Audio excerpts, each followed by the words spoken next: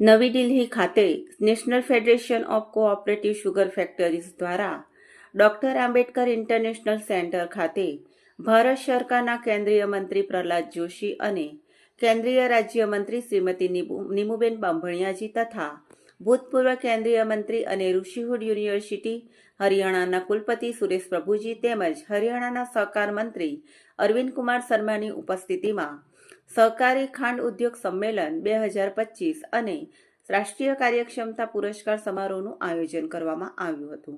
આ સમારોહમાં હાંસોટની શ્રી ખેડૂત સહકારી ખાંડ ઉદ્યોગ મંડળી લિમિટેડ પંડવાઈના ચેરમેન અને અંકલેશ્વર હાંસોટના ધારાસભ્ય ઈશ્વરસિંહ પટેલ ઉપસ્થિત રહ્યા હતા અને પંડવાઈ સુગરને ગુજરાતને વાર્ષિક કાર્યક્ષમતા પુરસ્કાર 2023-24 હેઠળ બેસ્ટ ફાઇનાન્શિયલ મેનેજમેન્ટ કેટેગરીમાં સમગ્ર દેશમાં બીજા ક્રમનો એવોર્ડ પ્રાપ્ત થયો હતો.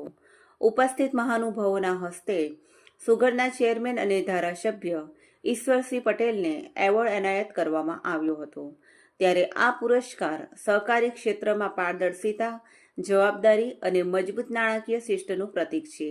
આ સિદ્ધિ સંસ્થાના ચેરમેન અને અંકલેશ્વર હાંસોટના ધારાસભ્ય ઈશ્વરસિંહ પટેલ, વાઇસ ચેરમેન અરવિંદભાઈ પટેલ, તમામ ડિરેક્ટરો, સુગરના કર્મચારીઓ, સભાસદો અને ખેડૂતોની સામૂહિક કાર્યક્ષમતા અને વિશ્વાસનું પરિણામ છે.